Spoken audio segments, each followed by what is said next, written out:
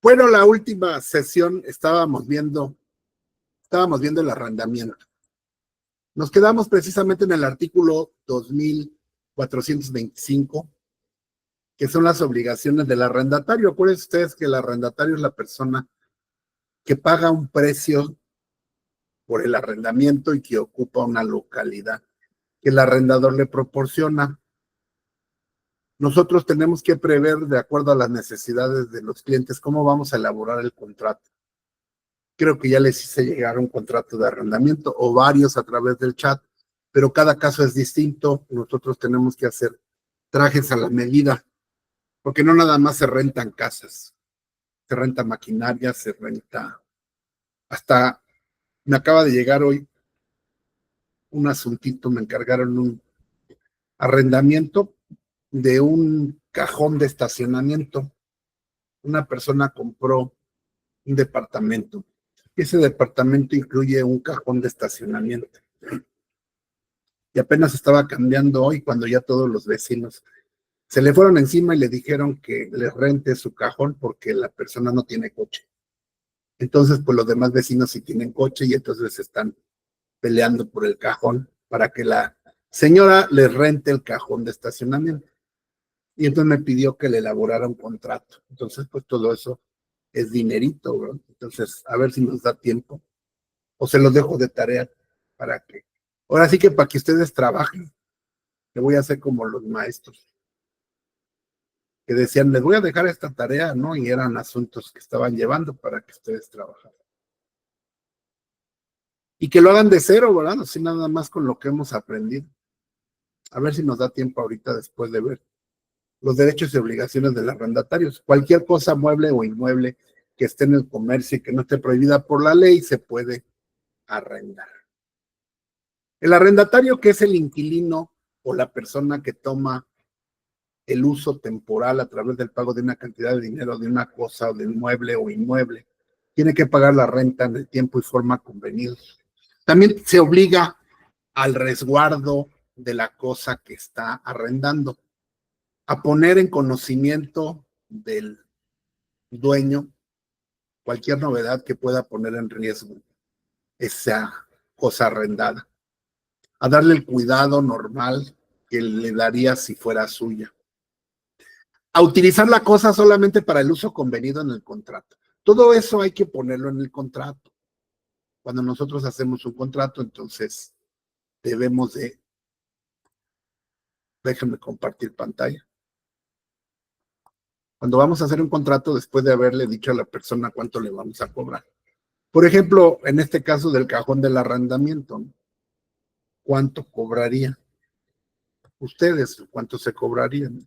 Algo que siempre preguntan los alumnos, oiga, ¿cuánto se cobra? Bueno, vamos a ver más o menos dónde es, qué tipo de cajón de estacionamiento, cuánto le costó la casa a la señora. La casa es una casa de interés social, le costó 1,300,000 y es en Iztapalapa.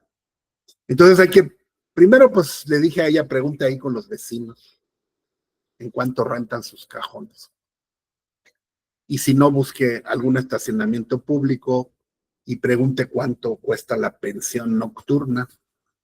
Más o menos yo me quedé que una pensión nocturna por acá, por la zona de la periferia de la ciudad, pues debe de andar de por ahí del rubro de los, andaban como en 1,200, pero ahorita con la devaluación han de andar por 1,500 a 2,500 mensuales. ¿Por qué? Bueno, ¿cuántos días lo voy a rentar? 30 días, que es un mes. ¿Cuánto te cobra un estacionamiento por tiempo libre? Para que te convenga, pues son 50 pesos, que ahorita ya no es nada, ¿no? Entonces 50, 30 por 50 pesos diarios, pues nos da 1,500, que sería la cantidad mínima. Menos de eso, pues no, ¿verdad? Entonces, pues yo calculé, yo le dije a la persona sobre 1,500 hasta 2,500. Ahora, como tienes varias personas interesadas, dice Rojo que está por 1,200. Pues entonces, si tienes más de 3 interesados, pues el que más te ofrezca, ¿verdad? Tú diles, bueno, se está cobrando 1,500 y dígame usted por qué tendría que darle el contrato a usted, porque tengo varios interesados.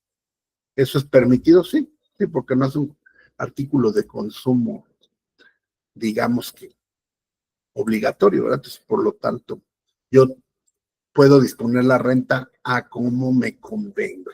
Se rige por el mercado, desde luego, tampoco voy a cobrar 30,000 pesos porque nadie me lo va a rentar.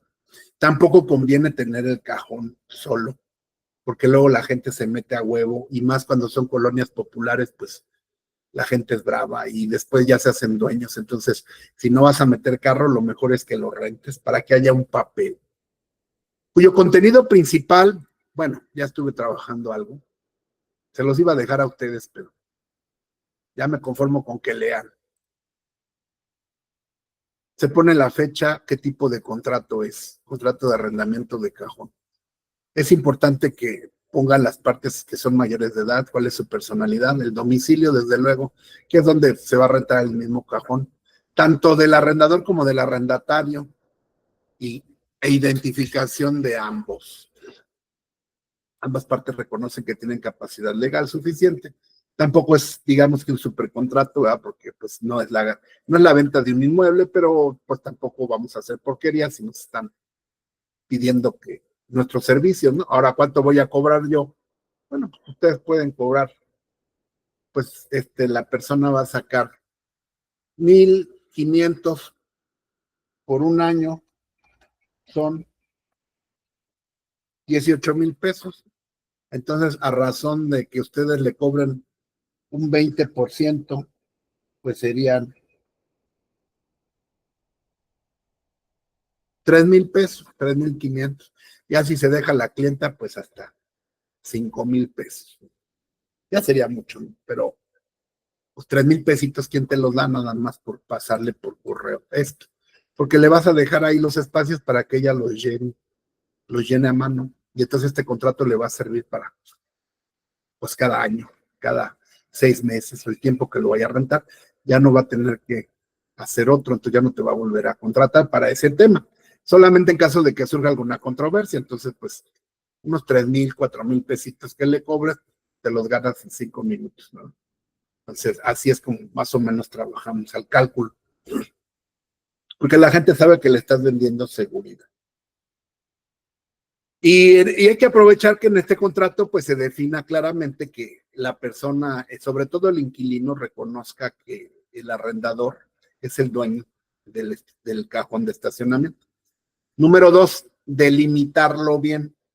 Incluso a un contrato se pueden anexar, valga la redundancia, anexos, ¿no? Se puede hacer un planito a mano. Le dije a su hija que maneja, pues ya ni se necesita el Photoshop, pero pues más o menos ya fui a ver el lugar. Aquí están los edificios, así está la entrada, esta es la calle, aquí cabe un coche, aquí hay otro, aquí hay otro. Estos espacios ya están ocupados. Y este es el espacio que se va a arrendar. Aquí está el departamento, la entrada al edificio. Y el departamento de la persona que me contrató, pues es en el primer piso. Entonces podemos hacer un planito, ¿verdad? Y en este planito poner que este es el espacio. No sé, debe de tener un número, ¿no? El número de cajón de estacionamiento número 3. Como venga en la escritura, pero de todos modos vamos a acompañar este plan como anexo del contrato que deberá de firmar tanto el arrendador como el arrendatario, para que después no digan que Chuchita la bolsa. Y entonces con este reconocimiento, pues ya tienes asegurado tu cajón, para que después no se metan y digan, Matanga dijo la changa y te lo quieran quitar, porque ya se convierte en una posesión derivada que nunca se puede prescribir, que tú en cualquier momento puedes demandar la terminación, ¿no? Entonces eso asegura a que si lo tienes ahí vacío, se te vayan a meter a la malagueña y después vas a tener que ejercitar una reivindicatoria, que es un problema, ¿no? Entonces más vale que se reste. Ahora bien, aquí por eso es importante que te platiquen o ir. Aquí hay un carro que se mete adelante, no sé de quién sea, entonces tenemos que ver cuáles son los usos y costumbres de ese lugar, para ver a qué horas llega uno, el otro, qué van a hacer cuando tenga que salir. Si de estos temas se va a encargar o los va a resolver la dueña del terreno o el arrendatario. la dueña del cajón o el arrendatario se va a poner de acuerdo con el inquilino que ponga su coche aquí adelante para ver cómo le van a hacer. Para los temas de, porque tienen que sacar para que entre el otro, entonces a qué horas van a llegar, a qué horas van a salir. Todo eso se tiene que regir por la buena fe, porque son una comunidad de buenos vecinos. Pero también hay que ponerlo en el contrato. ¿Quién se va a hacer responsable y cómo va a quedar eso? Entre más tú pongas en el contrato, es mejor. Desde luego, este inquilino, pues no lo puedes hacer parte del contrato porque es un tercero, pero sí tendrás que poner, por ejemplo, quién es el encargado de ponerse de acuerdo con el inquilino o cuál es el tema de cómo se va a realizar esto, porque cuando empiecen los problemas te van a decir, bueno, usted me rentó y usted arréglelo, ¿no? Entonces, antes de hacer esto hay que hablar con el dueño de este espacio para ver cómo van a manejar ese tema. Pero a lo que voy es, y lo más importante, pues este esquemita hay que agregarlo al contrato. Y también una copia simple, sencilla, de, para el arrendador, ¿no? Y para que sea parte del contrato, de la escritura que establece que la señora arrendadora es la dueña del cajón, para que de una vez el inquilino o el arrendatario sepa que no se va a poder hacer dueño y luego no se vaya a querer pasar de listo. Que el señor inquilino desea arrendar el espacio de estacionamiento y que reconoce que la propietaria exclusiva es la arrendadora, para que ya después no haya necesidad de hacer medios preparatorios, porque aquí ya te está reconociendo como dueña de ese cajón. Y luego ya vendrían las cláusulas. Las cláusulas pues tienen el lugar que se va a rentar, que es el objeto del contrato, delimitarlo bien. La duración del contrato, cuánto va a durar. Aquí puede ser 6 meses a 1 año, no es para casa habitación, por lo tanto la duración es libre. La renovación del contrato pues se puede pactar cada 6 meses, 1 año. Ustedes díganle a la clienta, pues cada 6 meses para que ustedes lo tengan que revisar. Y a lo mejor por la revisión, pues ya no le van a cobrar 4,000 o 3,000, pero pues sí le cobran 500 o 1,000 pesitos, siquiera para la torta, ¿verdad? Para que ustedes lo ajusten año con año. Generalmente se aumenta un 10% anual. ¿Cuál es el costo que se va a pagar mensualmente? ¿En dónde se va a pagar? ¿En qué cuenta bancaria se va a hacer el depósito o si se va a hacer directamente el pago? El otorgamiento del recibo por parte de la arrendadora a la arrendataria y en la fecha límite para el pago. Para que no haya de que hoy fíjese que esta semana no pude.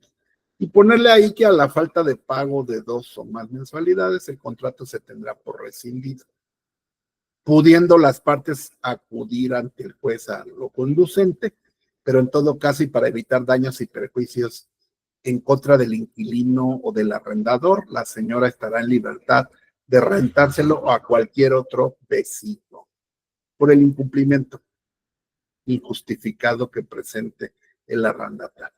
El arrendatario se completa a respetar las normas que rigen el funcionamiento del condominio conforme al reglamento que tengan o a lo que pacten libremente entre los vecinos del cajón 1 y 2, los gastos que se generen. Bueno, para este contrato no es necesario hacerlo ante notario ni registrarlo hasta la fecha. Ante ninguna autoridad se puede hacer privado, pero sí ponerle que cualquier tipo de acción o situación que se genere, pues se someten a los tribunales de la Ciudad de México, que es donde se encuentra el cajón de estacionamiento. Firman arrendador y arrendatario y también pueden firmar 2 testigos. De preferencia, el tema de los testigos se va a dejar 2 testigos que sean conocidos del arrendador. Si ustedes representan al arrendador, pues al arrendador. De este contrato se firman 2 copias originales. Se deben firmar en todas sus hojas al margen y al final al calce. Ambas partes lo firman. Este es al margen. Y deben de anexar copias de sus identificaciones para que después no vayan a decir que no es su firma. Incluso, pues ya siendo muy desconfiado, hasta la huella, ¿verdad? Se pone aquí la huella, nombres, identificaciones de los testigos también.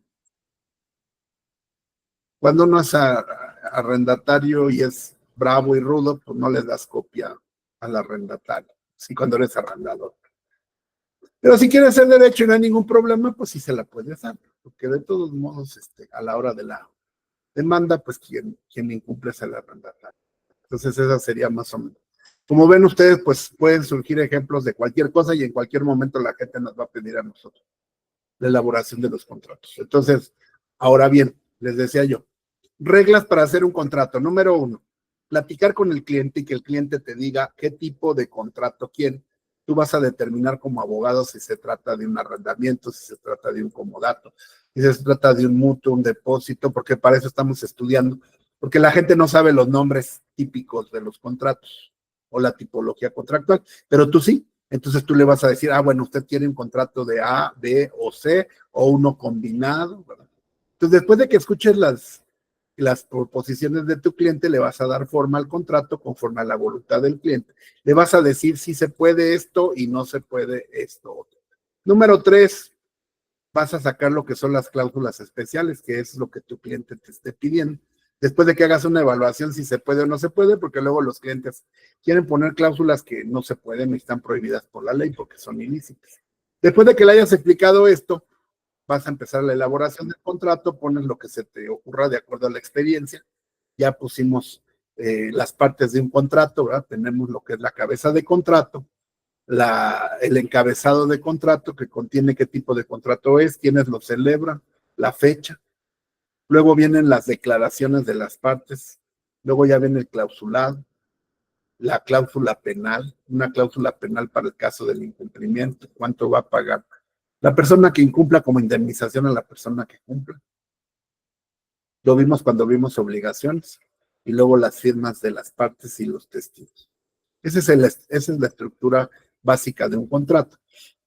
Pero bueno, después de que ustedes ya hayan puesto sus cláusulas, ahora con la computadora pues es muy fácil que revisen y lean completito el Código Civil para que del Código Civil saquen las ideas de cosas que se nos pudieran estar olvidando, que son cláusulas dispositivas supletorias o que sean taxativas, ¿no? Y entonces ya para peinarlo y pulirlo le vamos a agregar, por ejemplo, aquí me está diciendo, el arrendatario está obligado a satisfacer la renta en forma y términos convenientes. Esto me ayuda a hacer una cláusula donde yo le ponga en dónde y cuánto, y cuándo y dónde se va a pagar, cuál es el costo del arrendamiento, cuál es la forma de pago, qué días de cada mes generalmente se conceden los primeros 5 días de cada mes, una renta de anticipo como depósito. Porque aunque es un cajón de estacionamiento que en realidad no tiene reja ni nada, pues sí, tiene pavimento y tiene, tú dile que sí se puede, se tiene que garantizar el buen uso, ¿no? Porque qué tal si algún día quieren construir ahí algo, ¿no? hay gente ahí, hoy creo que les puse un video, ¿no? De una máquina que está destruyendo una casa de Don B, que construyó en la calle su casa. No falta un vecino gandalla que se quiere apoderar de algo y quiere construir y quiere hacer ahí un cuarto. Entonces todo eso sería un daño al inmueble. Finalmente el espacio es un inmueble y como tal pues tiene que ser cuidado y conservado conforme a la naturaleza y destino que se le dio. Aquí, por ejemplo, esta cláusula, perdón, el artículo 245, fracción tercera, me da la idea de ponerle al contrato que no se puede cambiar el uso, que es exclusivamente para guardar un vehículo que tenga como medidas estas y estas. No vayan a querer meter una pipa como la que explotó, porque entonces ni va a caber y además es un riesgo para los vecinos. Todo eso, pues a echar a volar su cabecita, ¿no? Eso no lo hace la inteligencia artificial, lo hace uno, porque la gente es gandalla, ¿eh? Luego te quieren meter un metrobús ahí, un microbús y no va a caber, y va a generar un pedo con los vecinos, etcétera. Y así nos van dando ideas todos los artículos, ¿verdad? Que va pasando en cada caso. Habrá cosas, no todo lo tienes que poner, pero habrá muchos que, por ejemplo, ese cajón no se puede incendiar, ¿verdad? Dice la ley que en caso de incendio, pues el responsable es el arrendatario, siempre y cuando se demuestre fue su culpa, ¿no? Si el incendio se provocó por instalaciones o por causa de otro vecino, pues será el otro el responsable. Y si fuera el arrendador el que por falta de mantenimiento en la casa o por vicios ocultos provocó el incendio, pues también será responsable. De la misma manera, si en la localidad se va a instalar una industria peligrosa, también hay terrenos que tienen uso de suelo. Eso también es muy importante. Cuando la gente va a rentar, luego la ensartan. Así le pasó a un familiar que pues ahí el dueño del local pues lo engañó allá en Puebla, allá en Chipín. El dueño del local le dijo, no, sí, aquí puede poner usted su restaurante, no hay problema. Y el arrendatario le pagó, se calentó a lo güey, ¿verdad? Y le pagó la renta de no sé cuántos meses, creo que 3, una cantidad por ahí de los 60,000 pesos para poner su restaurante allá. Y cuando llega el pobre arrendador a querer abrir su restaurante, compra los muebles y en el momento que abre la cortina le llega el gobierno y le dice, este terreno, esta casa, este inmueble no tiene uso de suelo comercial, por lo tanto, clausura. No puede usted poner ningún restaurante. Y ahí incluso hasta el arrendador. Bueno, el arrendador, pues mañosamente le hizo creer que sí tenía ese uso de suelo. Entonces, nosotros tenemos que revisar que el uso de suelo sea para lo que se pretende, ¿no? Si quieres abrir un local comercial, si va a ser casa habitación, si va a ser un restaurante o van a poner una gasera, hay que checar delegacionalmente si se puede o no se puede. Allá donde yo doy clases, rentaron una casa en la colonia Lindavista. Es una casa habitación, pero la habilitaron para oficina. Entonces, pero pues no se ve, ¿verdad? Que es una puerta, no hay nada de letrero ni nada que demuestre que es unas oficinas de la universidad. No hay nada, es una casa. Pues ya les cayó hace poquito, les cayó la delegación y les dijo, bueno, pues aquí los vecinos nos dijeron que aquí entran empleados y que esta es una oficina. Así que les vamos a hacer una inspección. Si se ponen rudos, les vamos a hacer una inspección. A ver si tienen recámaras, si tienen cocina, si vive la familia ahí o por el contrario es una oficina. No, pues ya para qué le hacemos de emoción, ¿verdad? Pues sí es una oficina. Ah, bueno, pues entonces hay que darla de alta como oficina, permisos delegacionales, permiso de bomberos, inspección de seguridad civil y todo lo que a nivel delegacional se tiene que tener para uso habitacional de oficina. Y se tuvo que arreglar eso porque en la casa de al lado tenían un spa clandestino que también parecía casa. Y apenas fui ayer y ya tiene los sellos de clausura. Y entonces, pues el inquilino, cuando le clausuran, pues el inquilino dice, ahí te ves, ¿no? Y entonces el que se queda con el pedo, pues es el dueño del terreno o de la casa, porque va a tener que pagarle la multa a la delegación o a la alcaldía para poder volver a abrir su casa. Entonces, mucho cuidado con esos temas. Adelante. Gracias, doctor. Buenas noches. Hola. Una pregunta. En el tema de los contratos de comodato, entre autoridades, por ejemplo, un gobierno estatal, que lapso o su periodo de mandato es de 6 años, ¿puede dar comodatos que excedan ese sexenio? Por ejemplo, un comodato por 10 años, así decir. Pues ahí tenemos que checar la ley orgánica de la dependencia que se trata. Primero tenemos que identificar, y para eso eran nuestras clases de constitucional. Primero tenemos que ver que si se trata del gobierno federal, si se trata del gobierno local o si se trata del gobierno municipal. Y ahí tenemos que ubicar qué tipo de comodato, arrendamiento, cuál es la figura que quieren celebrar ese tipo de gobierno. Y luego en su ley orgánica correspondiente tenemos que ubicar si el presidente municipal, el síndico, el tesorero, quién es el facultado para firmarte ese contrato. Después de ver que esa persona lo firme, ¿verdad? Pues tenemos que revisar si en la ley no existen limitaciones, porque si yo te digo y te doy una respuesta, te voy a engañar, porque tenemos cientos de ayuntamientos que cada ayuntamiento tiene su propia normatividad. Y habrá ayuntamientos en Guadalajara que digan que los gobiernos que duran 3 años o 6 años solo pueden celebrar contratos por el tiempo de la administración o el tiempo que dure la administración. Y habrá otros que no lo tengan previsto y entonces cuando llega la nueva administración se encuentra con que hay arrendamientos subsistentes y los tienen que respetar. Entonces todo esto precisamente no llega si rentas nada más así, ¿verdad? Todo esto se somete a pláticas, las partes tendrán que platicar con las autoridades, reunirse, mostrarse documentación, fundamentos y todo, para ver que no se vayan a meter en un pedo y que entonces cuando termine el gobierno, llegue el gobierno y diga, vámonos para afuera, ¿verdad? Ahorita hay muchas leyes sobre adquisiciones, leyes sobre...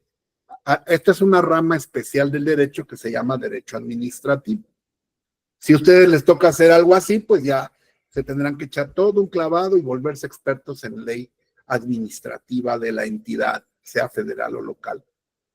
Porque yo no sé, por ejemplo, a quién de ustedes, de los que están empezando, pues les salga una chamba en el gobierno, ¿verdad? Del Distrito Federal, o en un ayuntamiento, o en un partido político, o en una sociedad mercantil, o en una notaría, o en un juzgado penal. Y entonces ahí ustedes seguramente todo lo que aprendieron aquí no les va a servir para la especialización. ¿A qué me refiero? A lo que estás planteando ahorita. Aquí no vamos a enseñar esos temas porque ni yo lo sé. Pero lo que yo sí sé hacer y lo que ustedes ya saben hacer es agarrar las leyes administrativas y ponerse a revisar todo y ponerse como machetitos. Ahorita tengo una compañera que estudió Derecho, sabe lo básico, y le dieron trabajo en la Guardia Nacional. Y en la Guardia Nacional le dijeron, tú vas a ser la directora de seguros. Ah, chinga, ¿qué es eso, no? Ah, bueno, sí, tú eres la encargada de revisar que todas las pólizas que protegen los barcos, los aviones, los tanques. Yo no sabía, ¿verdad? Porque no es mi área, que todos estos vehículos del ejército se encuentran asegurados. Y entonces, pues mi alumna pues no es especialista en seguros, pero tiene una semana para volverse especialista, ¿verdad? Entonces se tuvo que aventar día y noche estudiando la ley de seguros, la ley bla, bla, bla, bla, bla. Primero tienes que determinar el marco legal que te va a regir.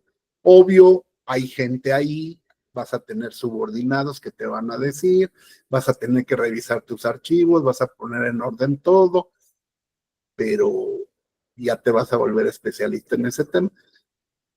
Y te va a ser fácil, ¿por qué? Porque aquí lo que sí aprendemos, pues son los principios.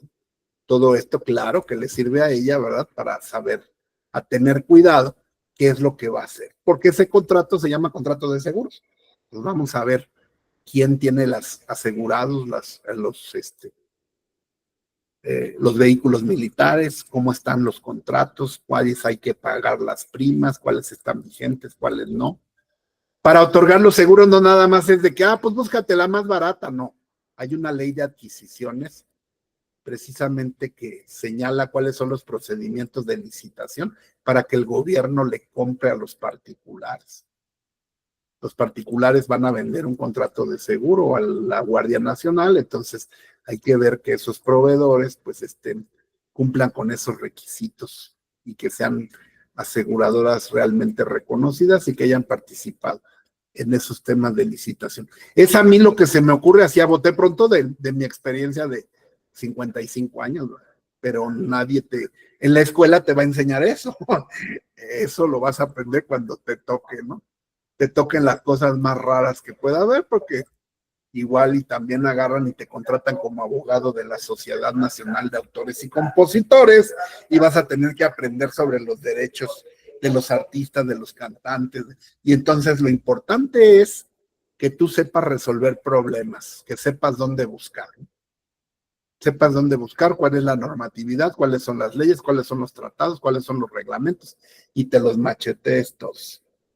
Eso sí, la escuela sí te sirve.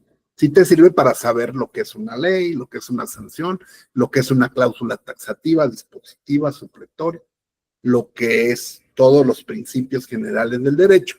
Y con eso ya estás del otro lado, porque si no, entonces vas a estar como los jueces del bienestar que no saben ni madre de nada, ¿verdad? Porque no tienen ni idea de los fundamentos del derecho. Es igual que un doctor. Un doctor se puede encontrar con una enfermedad que no se la enseñaron en la carrera, ¿verdad? Pero él tiene las bases para investigar y consultar y hacer todo lo necesario, pues para curar a su paciente y ir adquiriendo la experiencia. No sé si quedó resuelta tu duda o nada más te la amplié más. No, maestro, sí, sí está bien. Sí, entonces, Me pues ya, quedó claro, hay ahora que sí que si analizar. es un asunto tuyo ya particular, pues ya me hablas y vemos ya cómo no y nos ponemos a estudiar los dos. Sí, sí. No, no, Pues sí, era una duda que yo tenía sí, respecto sí, claro. al comodato. Exacto. Lo importante es que nosotros como abogados ya sabemos dónde buscar y dónde todas las leyes que implica el ámbito administrativo, es todo un temazo. Y Sí, bueno, claro. a nivel Gracias, maestro. administrativo, pues un director general, pues sí, ahorita todavía te anda ganando 50, 60,000 pesos, pues vale la pena, ¿no? Pero quién sabe al rato, ¿no? Pero pues si vas a trabajar en el gobierno, pues tienes que ponerte al tiro en el área donde te toque, porque uno no puede elegir a dónde trabajar. Si te toca fiscal, pues hay gente que sin gustarle el fiscal se vuelven expertos porque pues ahí les tocó. Y si tienes la suerte de entrar a un lugar donde hay compañeros que te van a enseñar, pues todavía mejor, porque ellos te van a decir, lele aquí, lele allá. Casi todos, así es nuestra incursión en la vida laboral. Por eso es importante que cuando hagan su servicio, lo hagan en un lugar, pues, donde vayan a aprender algo que les interese. Yo siempre recomiendo a todos que se metan a hacer su servicio al Tribunal Superior de Justicia, pues, para que los avienten al ruedo, a las audiencias y todo. Ya después, pues Dios dirá dónde. Porque si piden su servicio, hay unos que están bien contentos porque le dan servicio para que hagan su servicio en el Palacio Nacional o en la Cámara de Diputados. Pero ahí, pues lo único que van a hacer es ir por las tortas y sacar copias, no van a aprender nada, ¿no? Sí. Hay que buscar un lugar donde aprendas, porque así es como nos vamos incorporando los abogados al mundo laboral. Nosotros sabemos, y aquí hay muchos compañeros que ya trabajan y que son ya abogados y que nosotros no buscamos trabajo en el periódico, ni en la red, ni en las bolsas de trabajo. Nosotros encontramos trabajo por recomendaciones, por práctica. Por eso es importante que, se lo he dicho a Gaby, que ahorita cuando puedan se metan a trabajar, porque cuando tú te metes a trabajar de estudiante, te vas colando y ya te quedas ahí donde estés, ¿no? Cosa que muchos terminan la carrera y empiezan a buscar trabajo y ahí sí está, pero bien cachetona, ¿no? Otra cosa importante, pues son los contactos, ¿verdad? Hay que tener contactos, y unos ayudarnos unos con otros, porque siempre también se consigue la chamba así, ¿no? Mediante contactos. Oye, fíjate que aquí hay 20, yo te apoyo, yo te ayudo, yo te digo, te llevo. Y así es como nosotros nos tenemos que mover también, ¿no? No es como otro tipo de actividades donde pues vas, metes tu currículum, te formas, y no, los abogados casi consiguen chamba por puras recomendaciones. También todos esos son temas que hay que ir manejando. Y por ejemplo, pues si vas a hacer un examen, una entrevista, pues desde luego que en un fin de semana pues no te vas a volver especialista en un tema, pero por lo menos sí tienes que conocer, ¿no? Para que no te pase como a los jueces del bienestar, que bueno, también si tienes un familiar en Morena, pues ya, que esté bien parado, pues ya la hiciste, ¿verdad? Pero si no, pues no te van a pasar la burrada. En una empresa privada, pues no te van a pasar estas burradas.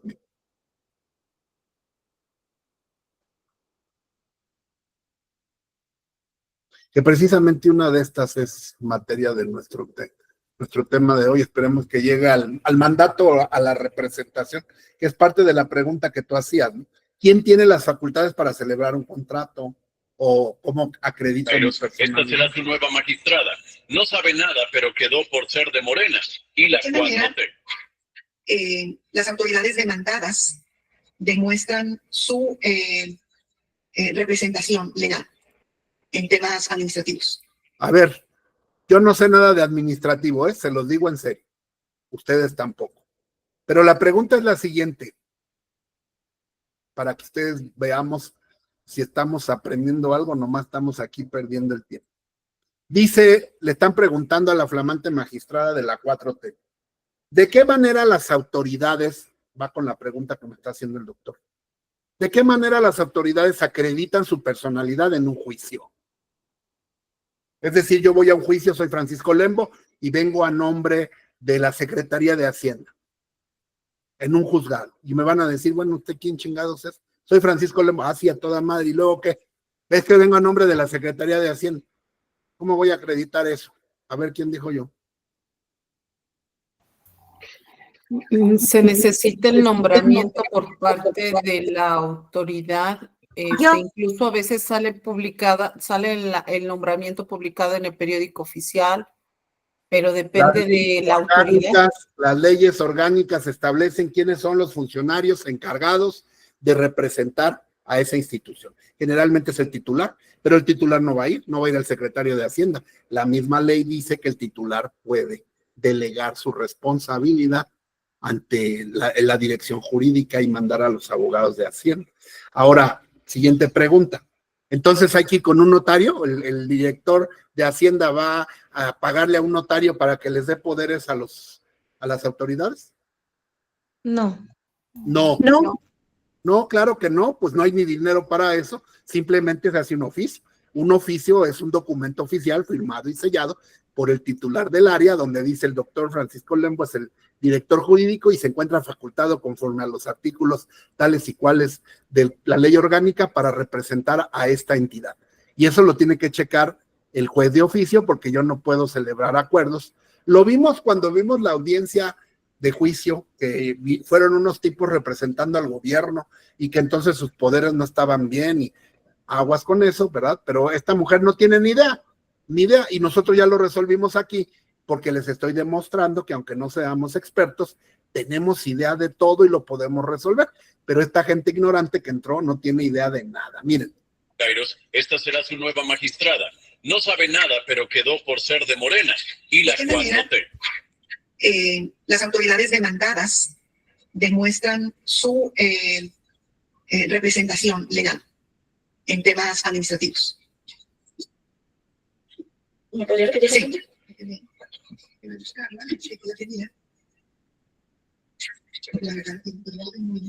Sí. Bueno, se la voy a cambiar porque no la tengo aquí en orden.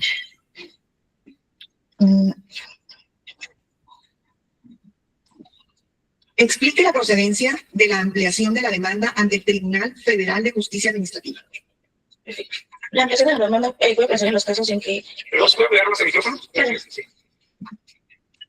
La procedencia se da en los casos en que...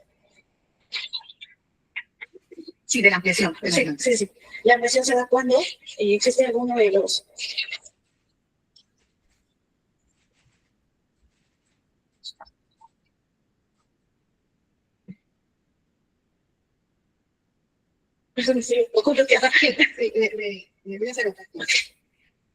Señalen los requisitos de procedencia del juicio en la vía sumaria ante el Tribunal Federal de Justicia Administrativa. Sí, no se preocupe. No se preocupe. Es que usted ya está palomeada por el macuxpano, no pasa nada, ¿no? Pero si ustedes no son amigas del macuxpano o amigos, pues tienen que saber, porque en una empresa, pues, que lleguen con eso, pues, nos van a mandar a volar, ¿verdad? Si por lo menos te defiendes y dices, bueno, no conozco la materia, pero, por ejemplo, a la segunda pregunta, ¿no? Que está formulando ahí. Las demandas se pueden ampliar, generalmente no. Pero entonces voy a decir, bueno, la regla general de la preclusión es que cuando se presenta una demanda, pues no se debe de modificar, solo en casos extraordinarios donde surjan hechos supervenientes, ¿no? Y ya por lo menos no quedo como bruto, ¿no? Y a lo mejor no sé si esté bien o no, porque yo no soy experto, pero si me presento a ese tipo de exámenes, ya debería de haber estudiado la ley, y eso pues sí lo sabría yo, aunque no sea especialista. Y así. Hoy quise bajar, tenía toda una colección de la Galería del Terror, porque los he ido guardando, los mando a mi correo y ahí los guardo, otros se los mando a ustedes. Tenía yo como 15, 20 videos con la Galería del Terror, de todas las tonterías que están haciendo. Seguramente ustedes ya las han visto, muchas de ellas en Facebook, pero había unas indecibles. ¿Y qué creen? Hoy que las quise bajar, ¿qué creen? Ya eliminaron todos los videos los eliminaron. Así están las cosas, ¿no? Pero bueno, por eso es que a lo mejor nos puede convenir, ¿verdad? Prepararnos y estar aquí luchando, porque en la tierra del ciego el tuerto es el rey. Dice, entonces seguimos con el arrendamiento. Si se va a establecer entonces un negocio, una industria o algo, hay que ver si el uso del suelo lo permite. Y luego de eso también hay que ver qué se necesita. Seguros, permisos, porque el responsable, pues, va a ser el dueño, el que lleva la de perder, para que me entiendan, es el dueño del terreno. Porque si, por ejemplo, tú no te das cuenta y ahí te ponen una industria peligrosa y estalla, pues el inquilino o el dueño de la empresa va a decir, ahí te ves, se va. Y ahí no le importa y que se queme todo y y dice, yo ya me voy. El que se va a quedar con la bronca, pues va a ser el dueño del inmueble, ¿verdad? Porque él es el que tendrá que luchar por rescatar su inmueble y les va a tener que pagar a los vecinos y va a ser Entonces todo esto hay que preverlo para que esta persona que va a poner una industria peligrosa aquí, pues tenga un seguro. Y eso sin contar la ley de extinción de dominio. La ley de extinción de dominio, que es una ley nacional, establece que si ese inmueble se utiliza para cometer delitos, el gobierno te lo puede quitar y te lo puede expropiar o extinguir. Entonces, esto crea una obligación para los arrendadores de que estén al pendiente y vigilen cuál es el uso que se le está dando al terreno. No nada más que se ponga en un contrato, está prohibido cambiar el uso, ¿no? Además de que tú, porque a lo mejor te lo rentaron para casa habitación, ¿verdad? Pero en esa casa habitación están vendiendo droga, pusieron un table, tienen casa de citas o tienen una casa de secuestro ahí. Entonces no nada más es que tú le pongas en el contrato, porque antes presentabas tu contrato y liberabas tu terreno. La ley de extinción de dominio dice que no. Si se demuestra que tú no tuviste el cuidado necesario para vigilar que dicho inmueble no era utilizado para prácticas ilícitas, vas a perder tu terreno. Entonces, mucho cuidado, porque eso es algo que tenemos que platicarles a los arrendadores cuando los representemos en la celebración de un contrato. Por eso nos contratan, para hacerles ver todo eso, ¿no? Que contraten a alguien o que en el contrato se establezca una cláusula que establezca inspecciones periódicas, ¿no? Para que el dueño vaya a ver qué está haciendo ahí y que el inquilino le permita el acceso. Y también establecer pues una red ahí con los vecinos. Les decía yo que nosotros hemos aprendido mucho por un departamentito que renta mi mamá. Entonces con los vecinos vamos y cuando vamos los saludamos, les llevamos pan y les dejamos nuestro teléfono. Y el vecino es bien chismoso, ¿no? Cuando el vecino se ve perjudicado, luego nos llama. Oiga, fíjese que su inquilino hizo una pinche fiesta y no nos dejó dormir y que ya están metiéndose ahí marihuanos y que no, y entonces ya te enteras, ¿no? O sea, también es importante tus mañas que hagas, ¿no? Tienes que aprender pues, a la vida, ¿no? No todo está en la ley. También tiene uno que usar su cabecita. Miren si no. Esto no, yo lo sabía, conocía yo a un judicial que lo hace, pero nunca había visto un video. Permítanme un segundo. Nunca había visto un video. Pero sí es cierto. Allá en el Estado de México hace muchos años le llamaban el padrecito. Ahorita les explico por qué.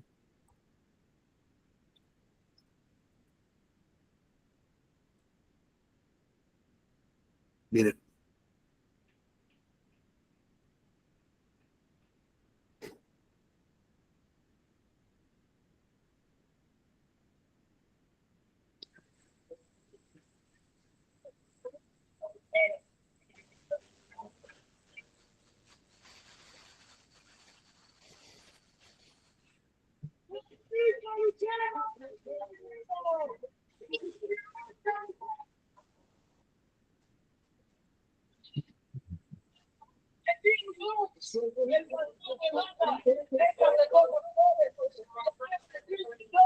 ¡Es el amor de su vida, señorita Lucero!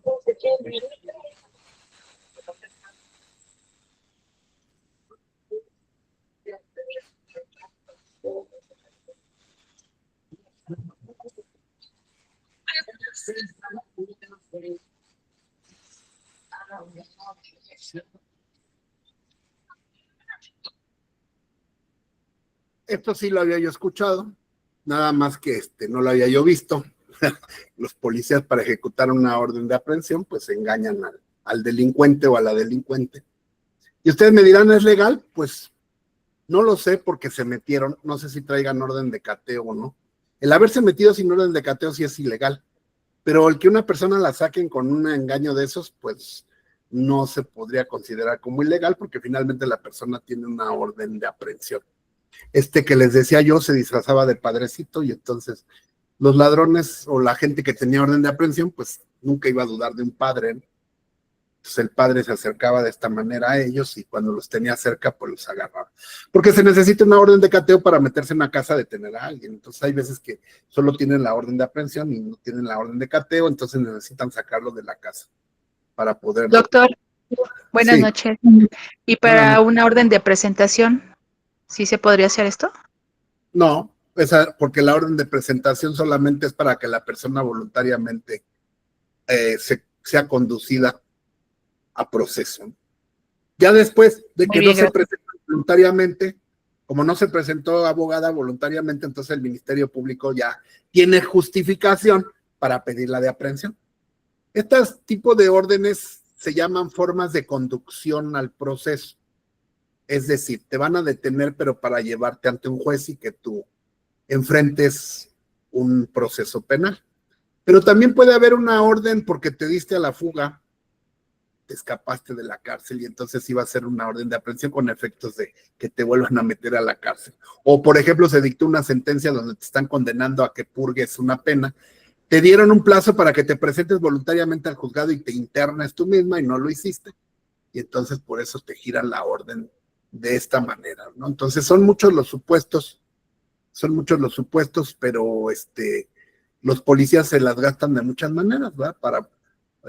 Hay policías encubiertos. Yo tengo un alumno que es policía federal y una vez me invitó a tomar un café y llegó en una camioneta de esas de Marinela, de esas chiquitas. Le digo, ¿qué hubo? Cabrón, pues ahora qué andas haciendo de repartidor. Le digo, no tiene nada malo, pero ¿para qué estudiaste para andar repartiendo Marinela?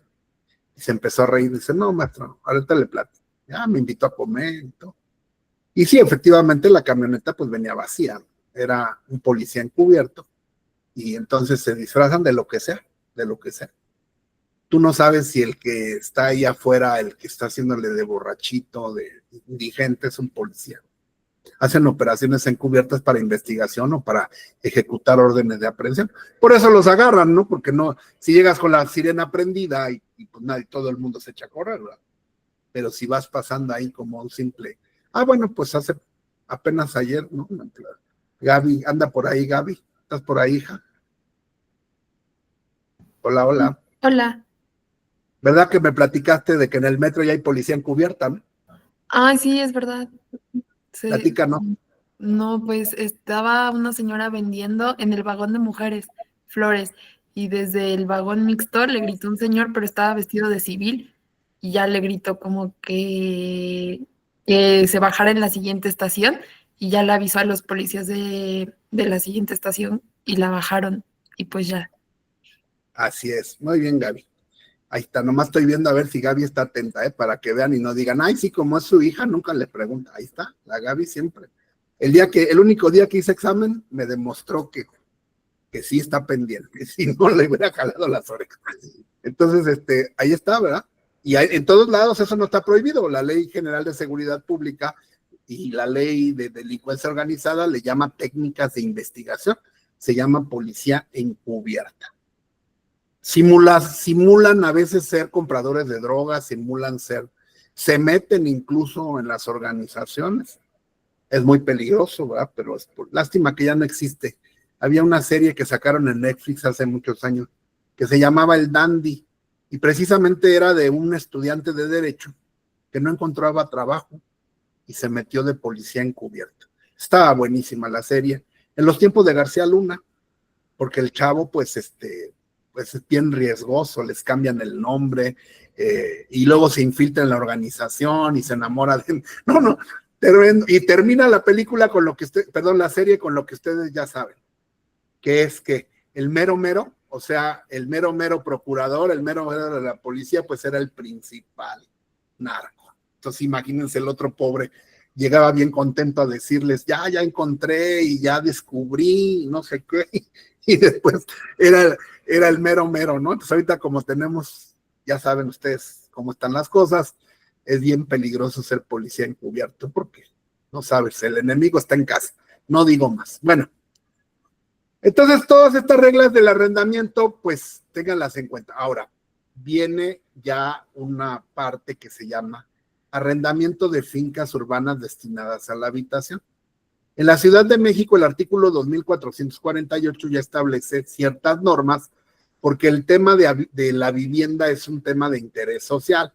Entonces hay ciertas normas específicas cuando la vivienda se destina a habitación. Aquí lo que vamos a encontrar son cláusulas taxativas que se tienen que poner a fuerzas y son irrenunciables en los contratos de arrendamiento. Por ejemplo, se debe de dar en arrendamiento, no se puede dar en arrendamiento una localidad que no reúna las condiciones necesarias de higiene, salubridad y seguridad necesarias para que puedan ser habitables.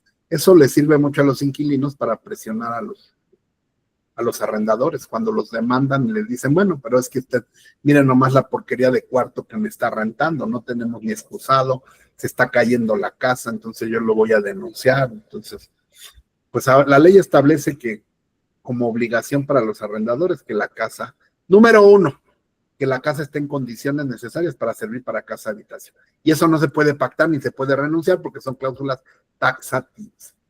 La localidad debe de ser habitable, higiénica, segura. Los artículos que ustedes habrán de leer, 248A, B, C, D, E. El contrato de arrendamiento para casa habitación no puede ser menor a un año. Un año forzoso para ambas partes. La renta solo se puede cobrar en pesos, no en dólares, cuando se trate de casa habitación.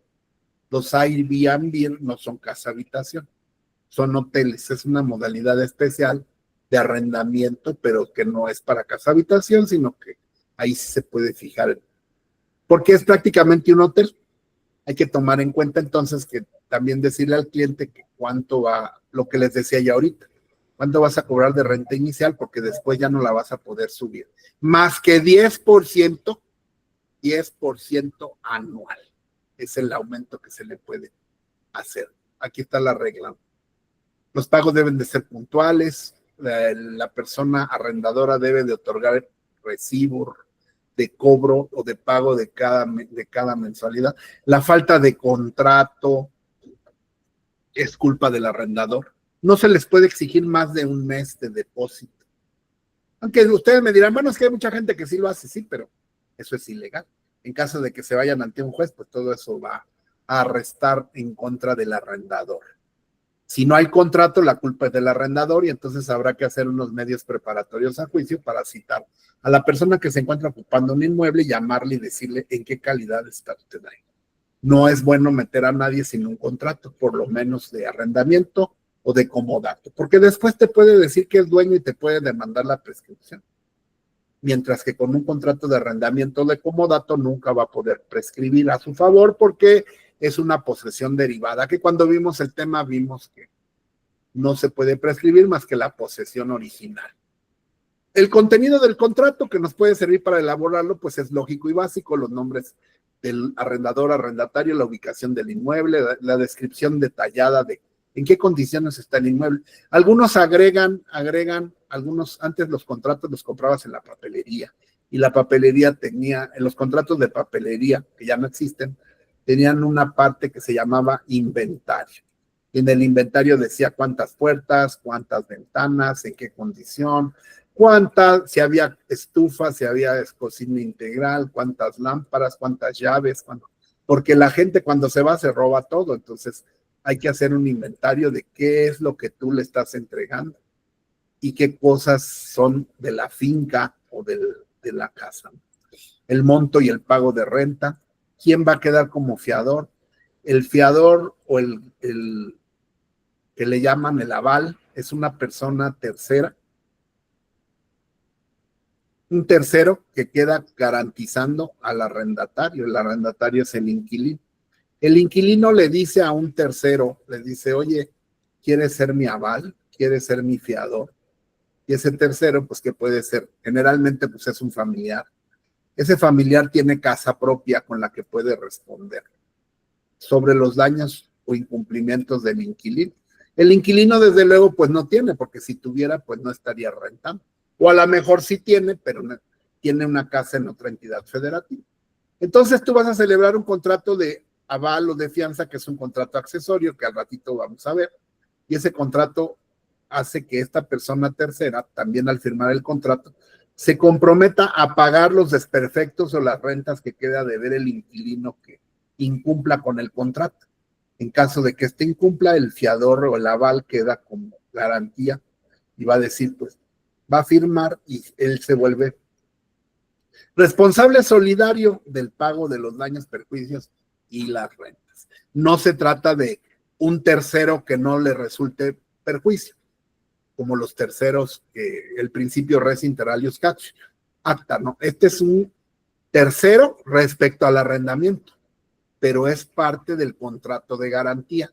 Entonces, finalmente sigue siendo parte, ¿no? ¿Por qué? Porque este aval tiene que firmar y al firmar el contrato como aval, se convierte en parte del contrato de arrendamiento, ya no resulta como tercero ajeno y entonces responderá él con sus bienes de los daños que se hayan causado. Eso también hay que revisar, que ese aval realmente presente una escritura válida, porque luego presentan escrituras falsas y no tienen ese carácter. A veces, antes en el periódico, había gente que se anunciaba para hacer aval.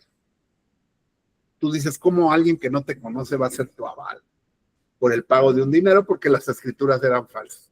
¿Cuál va a ser el destino del inmueble? ¿Cuál es el término del contrato? Todo esto lo debe de tener un contrato por ley, porque si no lo tiene, pues la culpa y las consecuencias negativas serán para el arrendador. Por eso el abogado es el que tiene que revisar.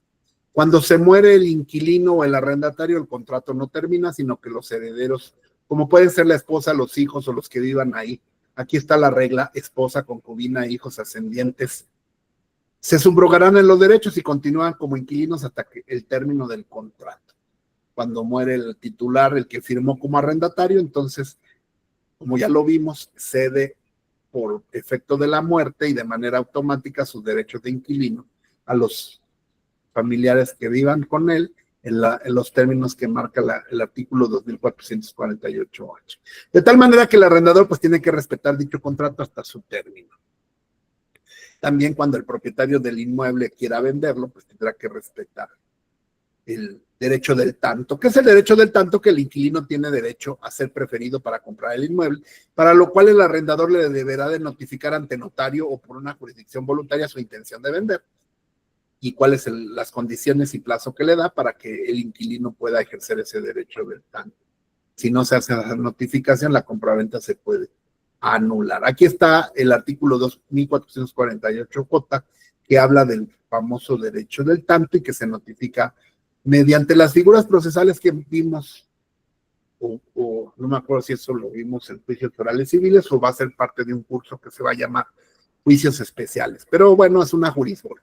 Es una jurisbol, ustedes ya la conocen, presenta un escrito y para que el juez o un notario le notifique al inquilino que es mi deseo vender y que le estoy, para cumplir con el artículo en mención, le estoy haciendo saber que la casa se va a vender en 2 millones, 3 millones y que él tiene derecho, cumple con esos requisitos, a comprarla por derecho del tanto. Si al término de los días que marca la ley, creo que son, por aquí están los días, ¿verdad? Creo que son 9 días, no manifiesta su voluntad de comprar, pues entonces ya puedo, entonces, si no hace uso del derecho de preferencia, yo ya puedo vender libremente a quien yo quiera. Pero siempre, siempre acuérdense ustedes que tendré que respetar. El que compre, al que yo le venda, le tengo que decir, oye, esa casa tiene un inquilino y ese inquilino tiene un contrato por 1 año. Le faltan 6 meses para que termine. Entonces, yo te vendo sin problema, pero en el contrato le vamos a poner que tú vas a respetar los 6 meses que le faltan al inquilino. Y le vamos a notificar al inquilino que tú eres el nuevo dueño para que las rentas te las pague a ti. También eso es importante, porque si yo no le notifico al inquilino, el inquilino le va a seguir pagando al dueño primario y él no tiene responsabilidad, él queda sin obligación, la obligación se extingue, porque los que están obligados a avisarle del nuevo acreedor, pues son, digamos que el nuevo acreedor junto con el propietario del inmueble.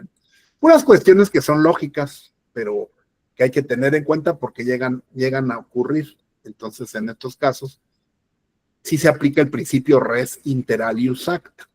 Los actos jurídicos solo afectan a las partes que en ellos intervienen. Y un inquilino, pues si no interviene en una compra-venta, pues no le puede afectar y le tienen que respetar su contrato. Bueno, luego vamos a, bueno, vienen algunas reglas aquí que ustedes tienen que leer. El arrendamiento de fincas rústicas, estas ya, capítulo 5, a partir del artículo 2454 ya se habla de inmuebles que no son casa habitación. Y ahí pues hay un poquito más de libertad porque el arrendamiento puede ser con mayor holgura. Aquí habla de algunos supuestos también. ¿Qué pasa en caso de incendio, guerra? Eso antes decía uno, eso no puede pasar, pero ahora ya vivimos el tema de la pandemia, ya tuvimos un terremoto. Entonces esos son casos fortuitos extraordinarios donde ninguna de las personas tiene la culpa porque provienen de la naturaleza. Entonces, si ustedes quieren hacer un supercontrato, pues también tendrían que poner ahí qué pasaría en caso de una situación así. La propia ley nos da la solución. Si ustedes se acuerdan, en el Código de Procedimientos y en el Código Civil también ya hay unas reformas que hablan en el tema de obligaciones, qué pasa cuando los contratos no se pueden cumplir por un caso fortuito o fuerza mayor. Los jueces tienen que convocar a las partes para que lleguen a un arreglo y el juez tiene que resolver de la manera más equitativa posible. Pues, por ejemplo, si es un arrendamiento donde se rentó para un restaurante y cae la pandemia, pues el juez podría, si no se ponen de acuerdo, pues decretar la terminación del contrato para que no quede perjudicado el dueño el inquilino que rentó por 10 años, que va a tener que pagar una renta de un local que no se puede abrir por una catástrofe. Todo eso dependerá de cada caso en concreto y pues si ustedes quieren hacer un supercontrato, pues también lo pueden establecer ahí y como pueden ver, la ley nos va dando ideas. Arrendamiento de bienes muebles, bueno, como por ejemplo, cuando uno va de viaje, pues renta un coche. Y esos coches que tú rentas a las empresas, pues tienen contratos mercantiles ya de adhesión que tú firmas y los tienes que revisar. Aquí hay algunas reglas. No necesitas ser empresa también pues, para rentar muebles, ¿no? Puedes rentar tu coche, cualquier objeto mueble que tú consideres, hasta un instrumento musical, un cuadro. Por ejemplo, para los temas de museo, va a decir Gaby que nomás la estoy quemando, pero ella hizo un servicio en un museo. Entonces ella sabe que a veces los autores de las obras prestan su obra o la rentan o la acomodatean para que se exhiba en algún museo. Y todo eso se hace mediante contratos que firman pues la Secretaría de Cultura, la Secretaría de Educación Pública, la que se encargue del Museo de Arte de San Ildefonso, le firman al dueño de la obra cuántos cuadros, cómo van, quién es responsable. Yo sí he sabido de broncas, no me acuerdo, creo que el maestro Álvaro tenía un amigo que, sí, pues fue el que metió a Gaby a San Ildefonso. Él alguna vez nos consultó porque tenían un problema dado que un cuadro se maltrató un cuadro en el traslado y el dueño de la obra quería demandar al museo. Entonces todo eso hay que hacerlo en un contrato y también lo mismo, ese es un contrato como decía el doctor hace ratito, que a lo mejor lo firma un particular a un autor con una dependencia de gobierno. Entonces todo eso hay que revisarlo con cuidado. ¿Quién va a trasladar la obra? ¿Cuánto tiempo va a estar? ¿Quién es responsable si se la roban, si hay que asegurar los cuadros, todo eso. Y cuando ustedes entren a trabajar ahí, repito, lo sabe Gaby bien, pues te tienes que especializar en esos temas. Ahorita pues yo no sabría porque yo no me dedico a eso, pero si me contratan y me meto ahí, pues desde el primer día, a ver, échenme los contratos, los leo, me empapo de todo, leyes y todo, para que en unos meses ya sea yo experto, ¿no? En el área que me toca. Nunca sabemos dónde nos va a tocar. Yo acompañé a un amigo a la Cámara de Diputados cuando era yo estudiante y me dijo, vente, acompáñame a la Cámara. Y digo, ¿yo a qué chingados voy a la Cámara? Tú vente, acompáñame, voy a ver y ahí voy con él, ¿no? Y después resultó que me quedé a trabajar ahí. O sea, la vida te puede llevar por cualquier lado. Me encontré un maestro ahí que era mi maestro de la prepa y resulta que ya era diputado y entonces lo saludé y me dijo, mañana te espero. Y llegué y me dijo, ten, y me aventó unas hojas de hazme mi discurso. Y yo sin contrato y sin saber ni qué pedo, dije, pues a ver, ¿no? Y miren qué gran bendición, porque pues ahí hice muchas cosas muy bonitas, hice mi servicio, aprendí constitucional, proceso legislativo, todas las mañas de los políticos, fue una maravilla. Y nunca me lo hubiera esperado, todos son casualidades que Dios nos va poniendo en nuestro camino. Por eso dice un refrán, platícale a Dios tus planes para que se muera de la risa. Tú no sabes nunca en qué materia del derecho vas a terminar. A lo mejor en esa que dijiste que no te gustaba y que te chocaba, pero si ahí se te presenta la oportunidad, pues ahí, ¿verdad? Ahí Dios te lleva. Bueno, si se arriendan entonces bienes inmuebles o bienes muebles con inmuebles, hay renta de departamentos amueblados. Hay veces que si te ponen los muebles sale más caro, más barato, quién va a ser responsable de los muebles, etcétera, etcétera. Animales, renta de animales también hay animales que se rentan como sementales o como hasta para una película. ¿Qué pasa si se muere el animal? Todo eso léanlo, por favor, que pues ahí sí ya. Se vuelve un tanto tardado y a lo mejor nunca les toca un asunto así. Pero vuelvo a repetirles lo que siempre les digo. Una vez en su vida tienen que leer completo todo. Para que algún día que alguien les pregunte algo, ustedes con su lógica digan, sí, pues mira, si se trata de un animal, puedan dar una primera respuesta, puedan tener una idea. Todo esto nos va formando criterio cuando lo leemos, aunque nunca lo apliquemos. El otro día un juez en clase me dijo, estábamos hablando de la demanda por arbitraje, la cláusula arbitral. Y me dijo un juez, yo tengo 30 años y nunca me tocó una cláusula arbitral. Pues sí. Pero sí sabe usted lo que es, ¿verdad? No, pues sí. Y sabe cómo. Eso es lo importante. No que te toque, sino. Si supiéramos los que nos va a tocar, pues no estaríamos perdiendo el tiempo aquí, ¿no? Nos vamos directo a estudiar lo que nos va a tocar, pero nunca sabemos lo que nos va a tocar, entonces tenemos que saberle de todo un poquito, para saber después dónde buscar. Luego vienen los arrendamientos por tiempo definido, por tiempo indefinido, subarriendo. ¿Qué es el subarriendo? Bueno, el subarriendo está prohibido. ¿Qué es el subarriendo? Si yo soy, por eso el contrato de arrendamiento es un contrato intuitu personal. Yo le rento a este inquilino y este inquilino pues ya cubrió los requisitos, ya sé quién es, me firmó el contrato. Pero luego resulta que dice, no, pues no me está funcionando, o hay alguien que le sale por ahí y le dice, oye, pues me gusta tu casa que estás rentando, réntamela a mí, yo te voy a pagar a ti. A lo mejor está pagando 1,000 de renta, ¿verdad? Y le dice, yo te doy 2,000, réntamela a mí. Y entonces dice, pues súper, ¿no? Y mete al otro. Eso está prohibido, ¿verdad? ¿Por qué? Porque el arrendamiento es intuitu personal. Solamente se puede llevar a cabo si el arrendador primario autoriza en la sustitución.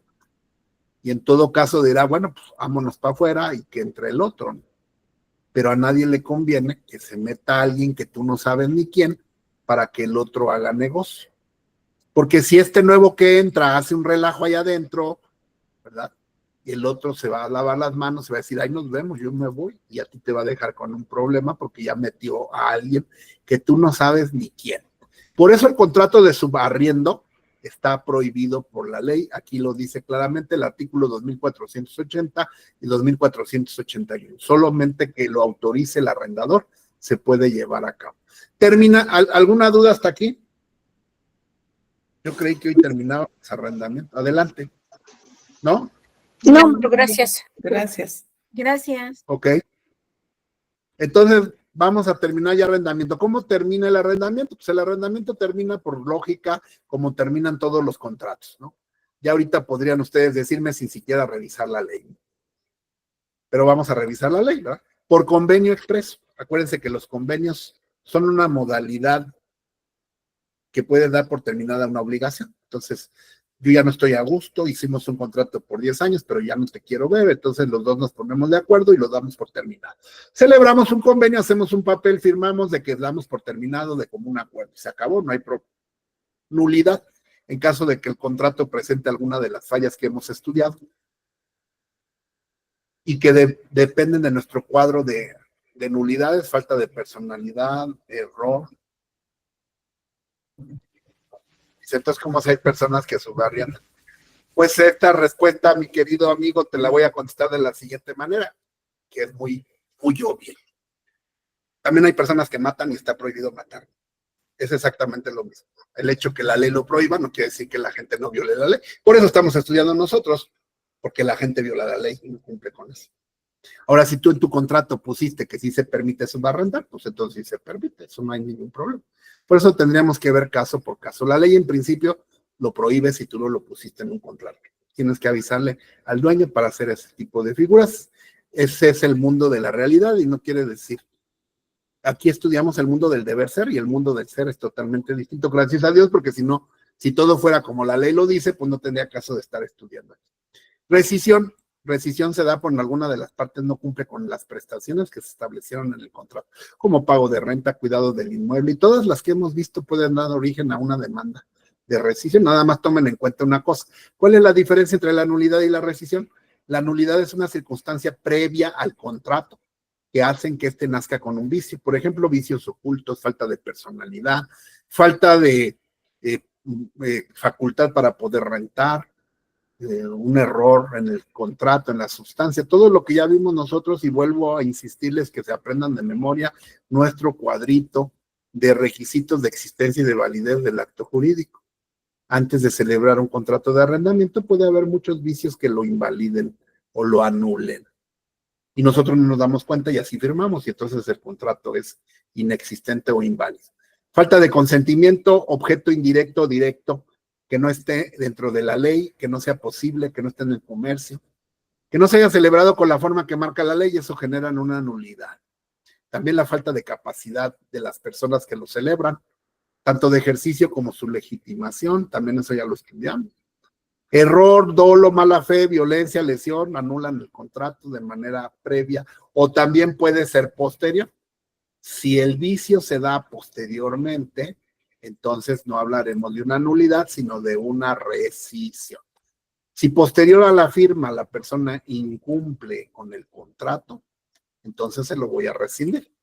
Si cuando yo rento me doy cuenta que había una causa previa a la celebración del contrato que no permite su nacimiento limpio, entonces voy a pedir la nulidad. Confusión. La confusión, pues, es cuando el arrendador compra el inmueble. Si el arrendatario compra el inmueble, se convierte en arrendador y ya no se puede, entonces es dueño y nadie puede rentar una cosa que es de sí mismo.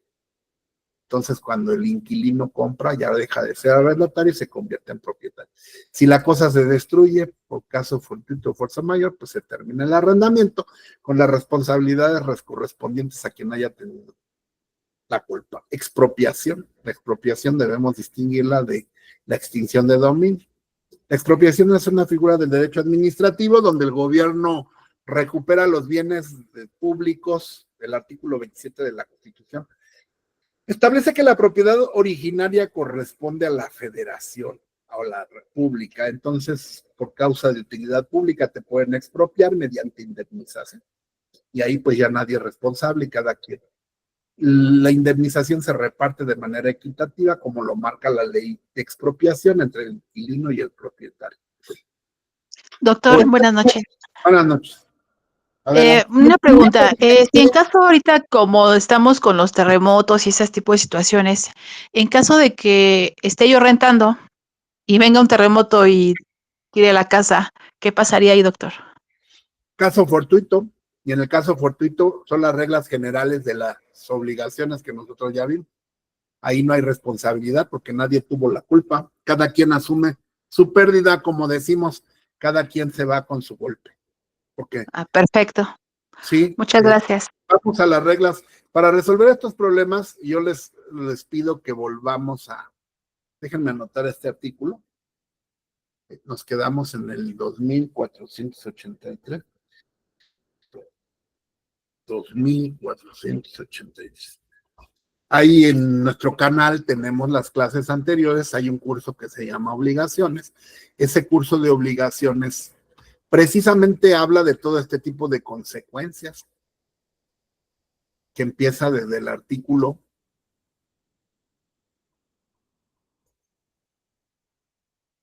1000. Este capítulo de obligaciones no es algo ajeno a los contratos. Los contratos son fuente de obligación. Por lo tanto, son totalmente aplicables lo que estudiamos en obligaciones a lo que estamos estudiando ahorita. Hagan de cuenta que es como el curso de penal. En penal primero vimos las reglas generales de lo que es la teoría del delito, que aplica a todos los delitos. Y ahorita estamos viendo los delitos en particular. Lo mismo es en civil. Primero vimos las reglas generales que aplican a todos los contratos y convenios y ahorita estamos viendo contrato por contrato, pero eso no quiere decir que sean cosas distintas. Es exactamente lo mismo. Entonces tenemos que volver a revisar nuestros programas, termina sus sesiones y en el artículo 1792 empiezan contratos, fuentes de las obligaciones. Y la fuente principal de las obligaciones, pues es el contrato. Entonces todo esto, existencia, validez,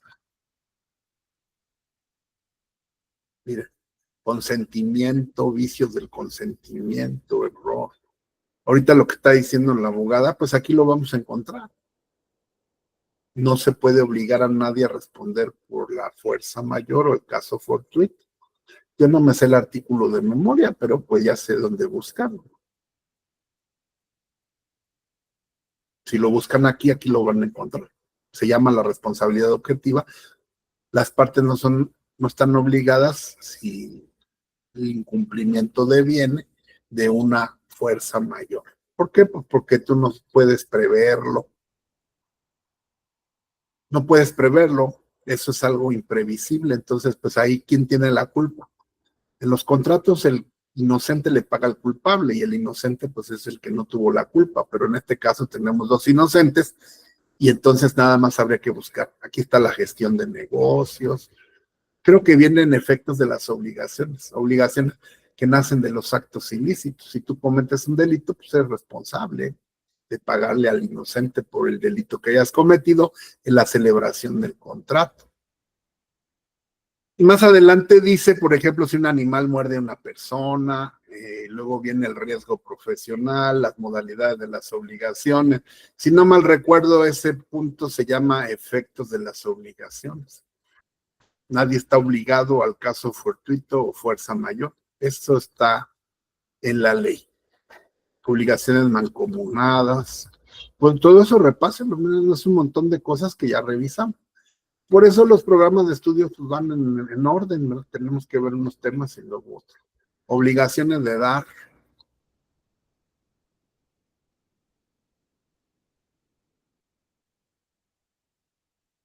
Si la cosa se pierde por caso fortuito o fuerza mayor, la obligación queda sin efecto. Artículo, ahí está la respuesta. 2017, fracción quinta. ¿Sí? Ahí está. Entonces hay que saber dónde buscar. Yo soy enemigo de que se aprendan de memoria las cosas, pero sí hay que saber dónde buscar. Si lo hubiera hecho con mi código escrito, hubiera sido más rápido. Hay que conocer la estructura del código y así rápido resuelves problemas sin haberte memorizado. Bueno, seguimos. Vamos al 2483.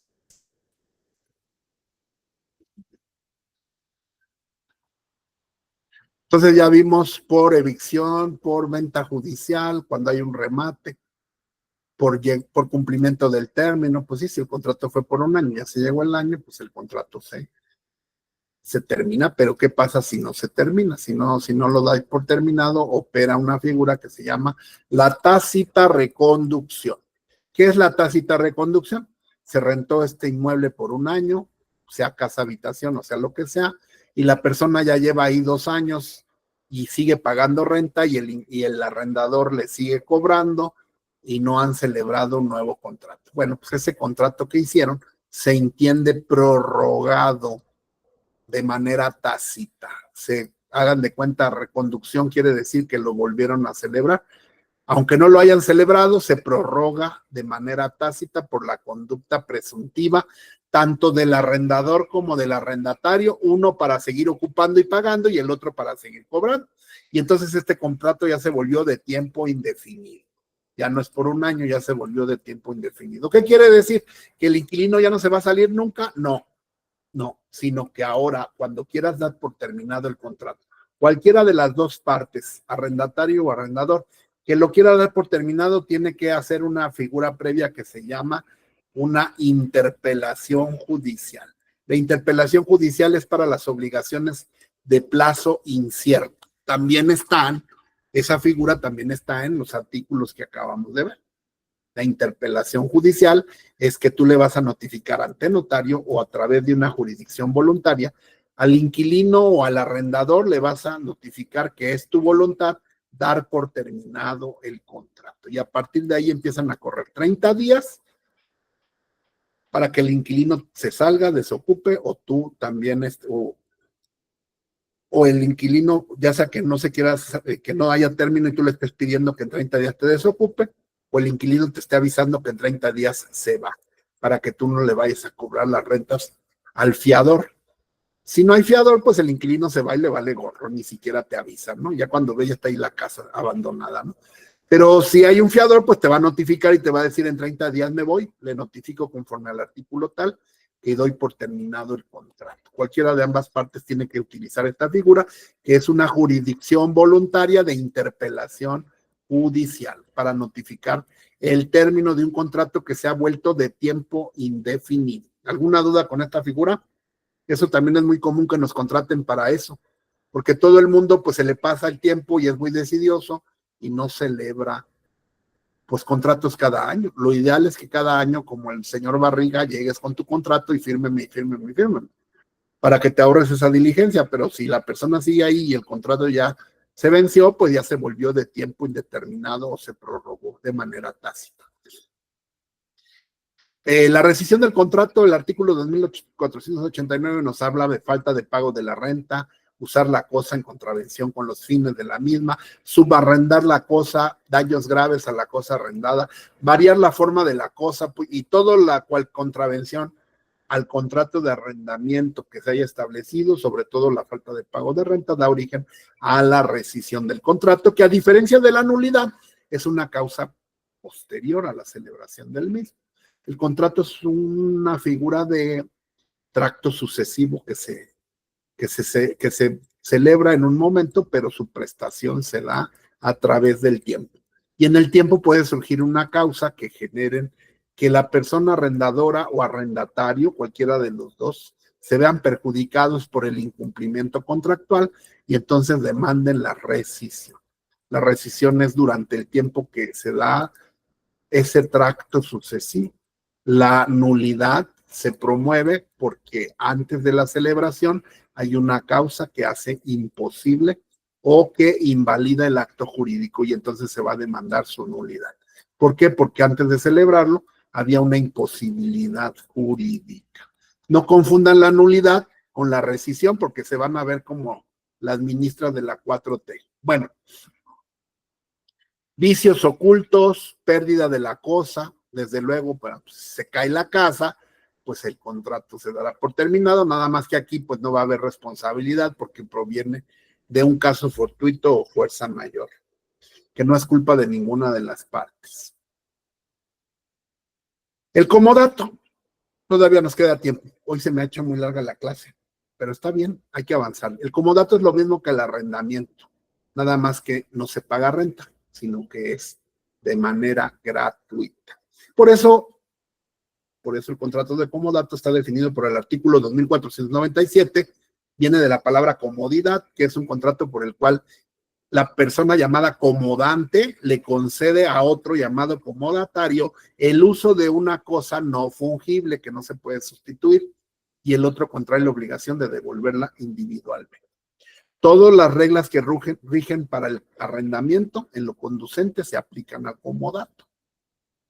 Nada más que la diferencia que es aquí, se le conoce también como préstamo gratuito de uso. Entonces, lo mismo, la persona que recibe la cosa, pues tiene la obligación de cuidarla. En este caso, pues hay que hacer un contrato. Si vas a vivir gratis, te voy a prestar gratis la cosa, pues tú tendrás que hacer los gastos normales, como la luz, predial, lo que sea. Lo vamos a hacer por tanto tiempo. Tú estás obligado a ponerme en conocimiento cualquier situación dañosa. Si dañas la cosa, se pierde por tu culpa, eres responsable. Si la cosa perece por caso fortuito, pues habrá que ver. Pero en general, si se demuestra que no hay culpa del comodatario comodante, pues la obligación, como vimos, no genera más que cada quien se quede con su daño. El comodatario no puede prestar la cosa ni subcomodatarla a ninguna otra persona porque sería responsable. Ni si, por ejemplo, a una persona le dieron. Esto es muy común, un contrato de comodato, por ejemplo, se da cuando hoy día puede existir en los departamentos o edificios donde hay una persona, el conserje que cuida el edificio, ¿verdad?, que se encarga de darle mantenimiento, que limpia, que cuida el estacionamiento, que vigila, y a ese conserje le dan un cuartito en la azotea para que allí viva él con su familia. En las escuelas ocurre mucho eso. Ese conserje no va a pagar renta, va a tener en comodato ese cuartito para que viva nada más él y su familia, independientemente del contrato laboral que pudieran tener y que a lo mejor en ese contrato se incluye ese derecho, ¿no? Ya será decisión de los abogados cómo lo celebran. O también, pues si yo quiero, hay lugares como, por ejemplo, no voy a decir, ¿verdad?, porque no vaya a ser que alguien de aquí viva ahí y no quiero que suene como a insulto, porque a cualquiera nos puede tocar vivir en zonas donde nadie quiere rentar. Nadie quiere rentar porque llega doña Carlota y te da de balazo, ¿no? Entonces, para que no se metan a tu casa, la gente lo que hace, pues es, prefiero detener vacío la casa y que se metan, como le pasó a doña Carlota, dado que nadie quiere rentar porque es bien peligroso. Entonces yo mejor lo doy en comodato. Prefiero tener a alguien ahí viviendo, aunque sea de manera gratis, que me cuide la casa o me cuide el terreno. Y ya tengo mi papelito de que esa persona, pues, es un inquilino, es un comodatario. En cualquier momento, o cuando termine el comodato, yo lo puedo sacar. A tener vacío ahí y que lleguen y que me invadan, y entonces sí se vuelve un reverendo problema. Esa es otra de las formas que actualmente podemos conocer del comodato, ¿no? Bueno, aquí hay varias reglas, que es el préstamo gratuito de uso. Ya vimos el nombre de las partes. Es un contrato de tracto sucesivo, contrato principal, préstamo de uso, así se llama. Las obligaciones son las mismas que tiene el inquilino, a diferencia que aquí sí es un contrato intuitu personae. ¿Qué quiere decir intuitu personae? Que bueno, se celebra en atención a la persona. Tú dejas vivir a alguien gratis o le rentas sin pago de renta, valga la redundancia, es un arrendamiento sin pago de renta, un arrendamiento gratuito, que no se llama arrendamiento, se llama comodato, y cuando el comodatario o la persona a la que tú le comodaste se muere, entonces sí termina el arrendamiento. Aquí no pasa a sus herederos, como en el caso del arrendamiento. Depósito. El depósito es a ver, no quedan dudas respecto al comodato, es muy pequeña los artículos porque se aplican todos los relativos al arrendamiento. Ya saben que ustedes los tienen que leer. ¿Alguna duda? Depósito. No, doctor. No, doctor. Gracias. El depósito es un contrato mediante el cual una persona llamada depositario se obliga a recibir una cosa mueble o inmueble que aquel le confía y guardarla para restituirla cuando él le pida cuando se lo pide el depositante. Bueno, pues todos conocemos los contratos de depósito de los bancos, ¿verdad? Tú llegas al banco y depositas tu dinero, que es un bien fungible, se sustituye por otro, entonces haces tu depósito en tu cuenta bancaria y entonces ese depósito se va a quedar ahí por ya sea a plazo o ya sea a la vista o de acuerdo al contrato o la forma que tú desees, te habrán de pagar un interés por ese dinero que tú guardas en el banco. El banco no es que lo meta en una caja y lo resguarde, a menos que compres un servicio en el banco que se llama cajas de seguridad. A veces los bancos, bueno, ya no es muy común, pero hay ciertos bancos que tienen cajas de seguridad y tú rentas una caja de seguridad ahí en la bóveda del banco y ahí puedes meter alhajas, papeles, lo que tú quieras, pagas una renta por esas cajas de seguridad, que ya no son tan seguras porque ya ha habido casos en que se han robado todo ahí, ¿no? Y es un verdadero problema porque luego te dicen, acredítame lo que tenías ahí, ¿y cómo vas a acreditar si no tienes papeles y además no hay la certeza de qué cosas metiste ahí? Hoy día con la delincuencia es un contrato muy inseguro. Pero también hay bodegas de depósito donde tú puedes guardar cosas a lo mejor que no tienen tanto valor. Hay negocios que se dedican a guardarte, pues a la gente ya no le caben los muebles y todo, entonces renta una mini bodega y ahí meten cosas que quieren conservar, se paga una cantidad y entonces en estos casos quedan resguardadas ahí por el tiempo que se haya pactado. Entonces tiene varias modalidades, ¿no? El depósito de dinero, el depósito de inmuebles, mediante el cual una persona llamada depositario recibe una cantidad del depositante, ya sea cosa ajena, mueble o inmueble, que puede ser dinero, para restituirla cuando lo pide el depositante o cuando se haya establecido en el contrato. Puede ser, como en el caso del dinero, que el banco te pague un interés por el dinero que guardas ahí, porque el banco lo invierte, lo presta. Aquí el artículo 2518 regula un poquito eso, sin embargo, esa materia bancaria no está regulada en el Código Civil porque se trata de actos de comercio. Hay una ley específica para toda la cuestión bancaria, títulos, operaciones de crédito, las leyes que regulan todo el sistema financiero mexicano. Ahorita ya es muy fácil hacer, digamos que la investigación, ahora sí, para lo que sí te puede servir un poquito la inteligencia artificial y lo que es, pues ya la tecnología. Si tú no eres especialista en cuestiones bancarias, pues nada más le pones en Google leyes que regulan la actividad bancaria o financiera. Si te vas a dedicar a eso, pues ya empiezas por aquí, ¿verdad? Antes tenías que pensarle cuáles eran y empezar a hacer. Ahora es más fácil la investigación.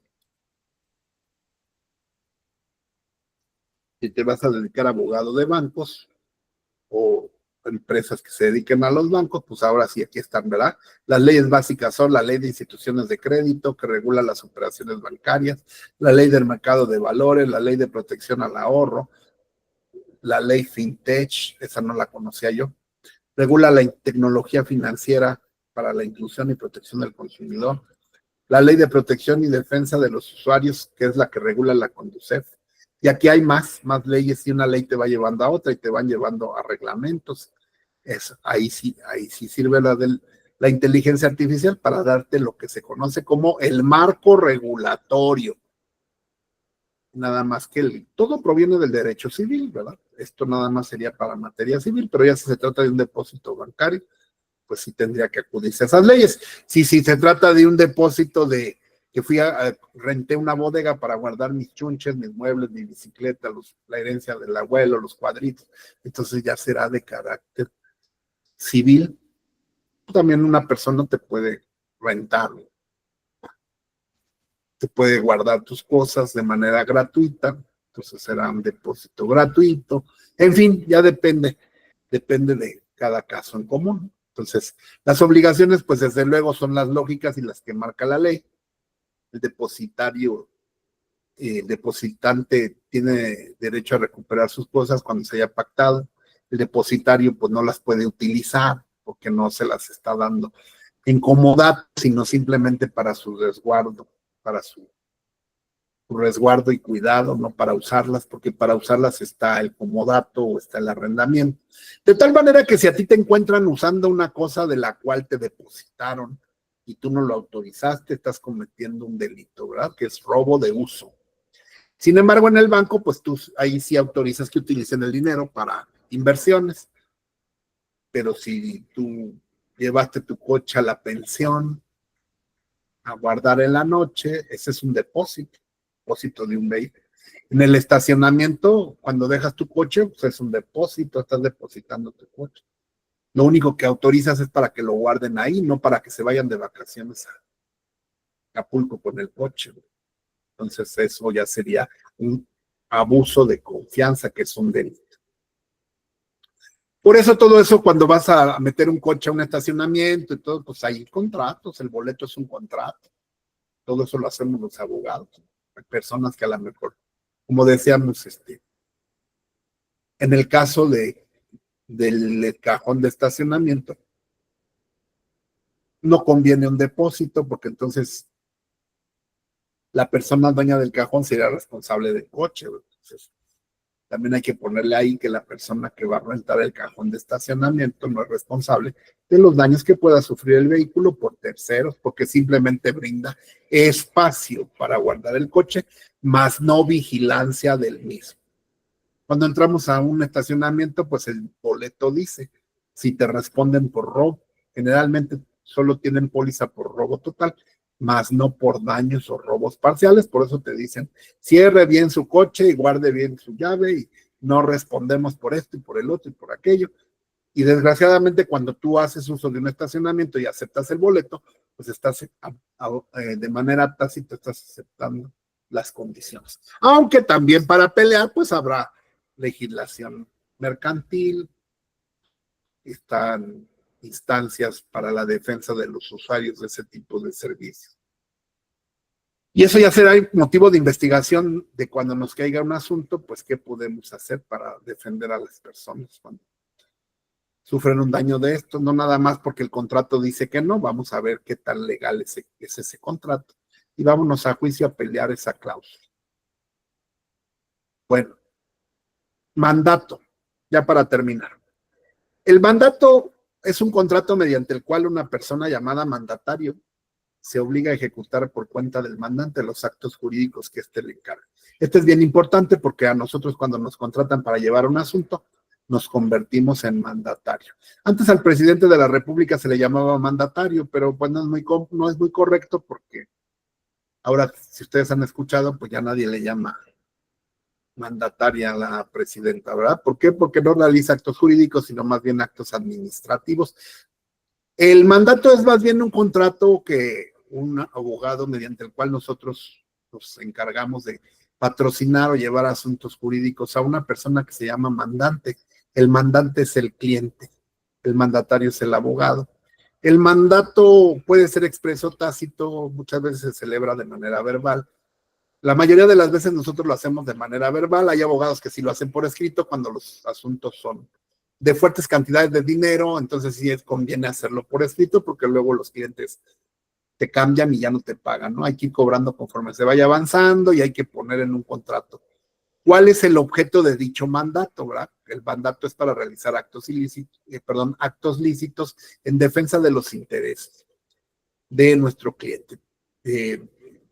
Generalmente cuando son ya mandatos más importantes como lo que se llaman los poderes, se celebran ante notario. Cuando tú te autorizas en un escrito de demanda como mandatario en términos que marca la ley, pues te conviertes en un mandatario.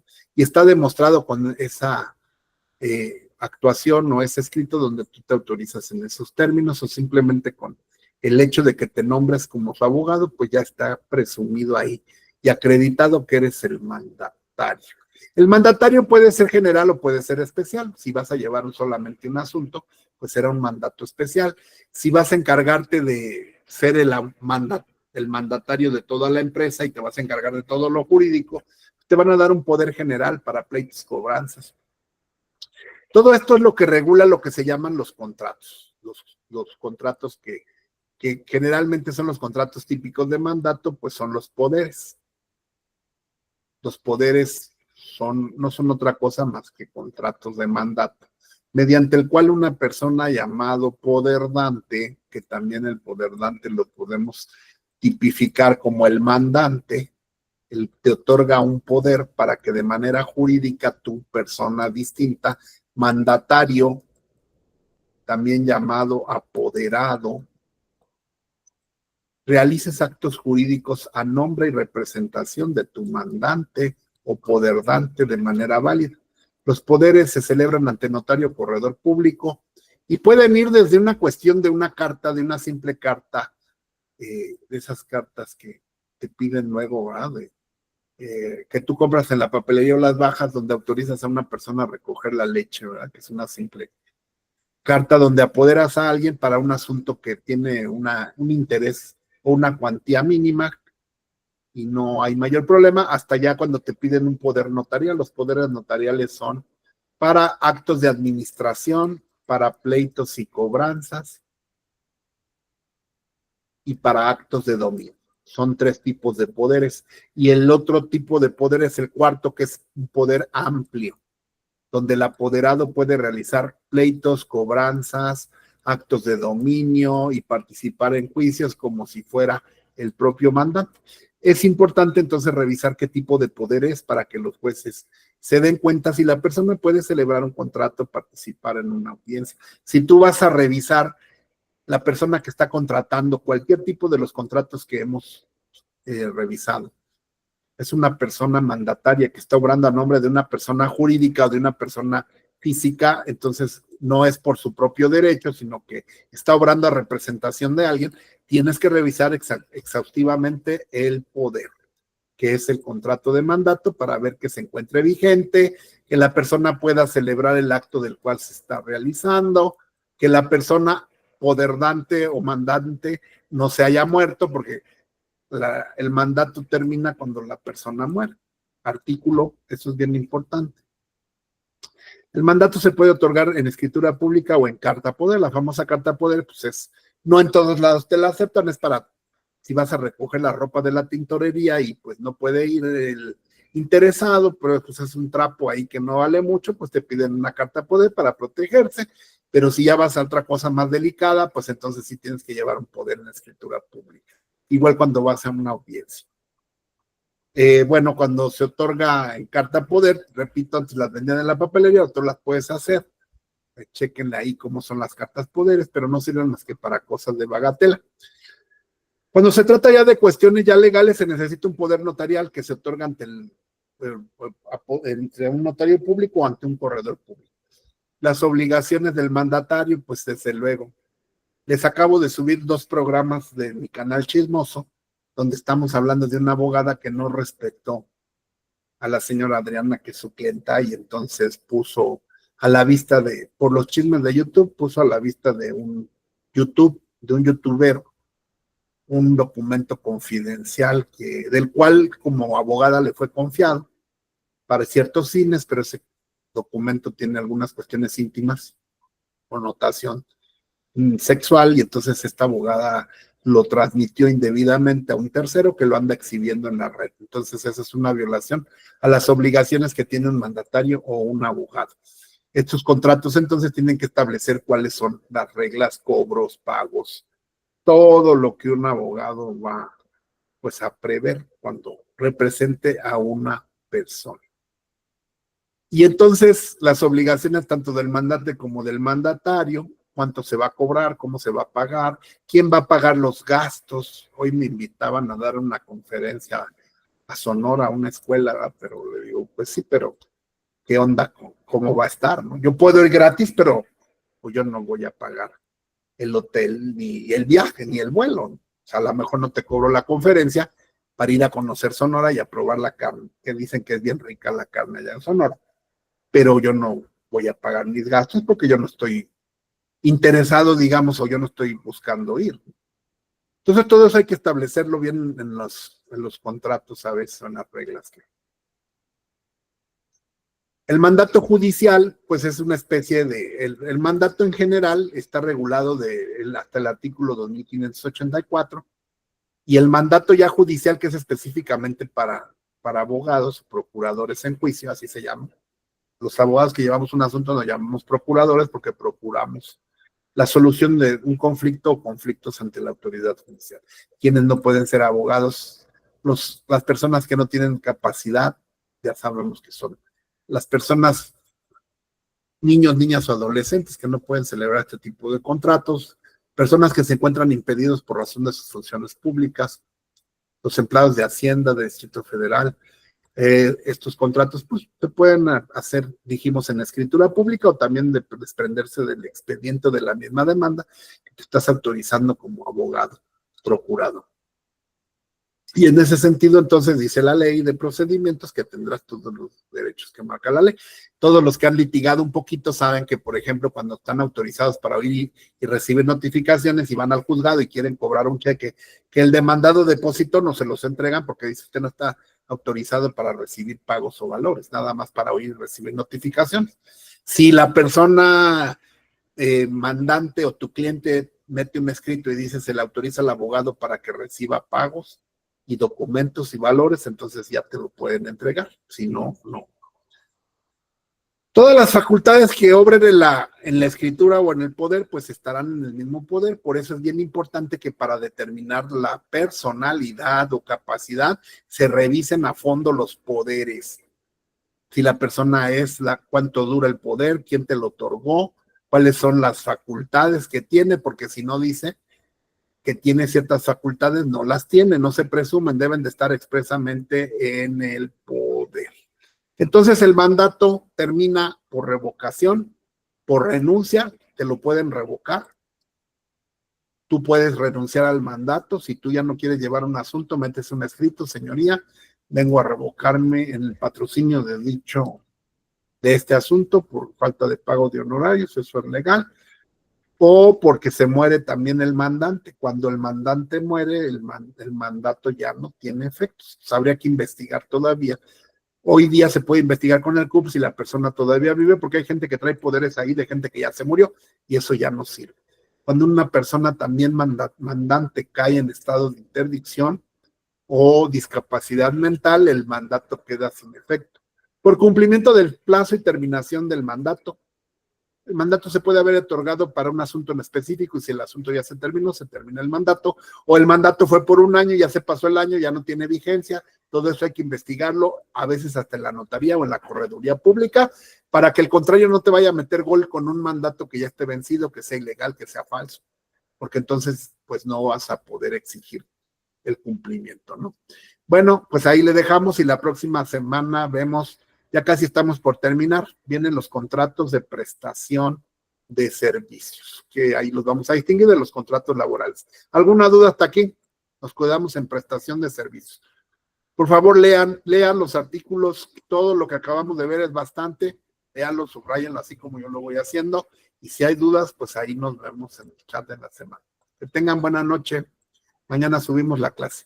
Gracias. Muchas gracias, doctor. Buenas noches. Gracias, doctor. Buenas noches. Gracias. Gracias, doctor. Buenas noches. Gracias a ustedes. Vamos a parar la grabación.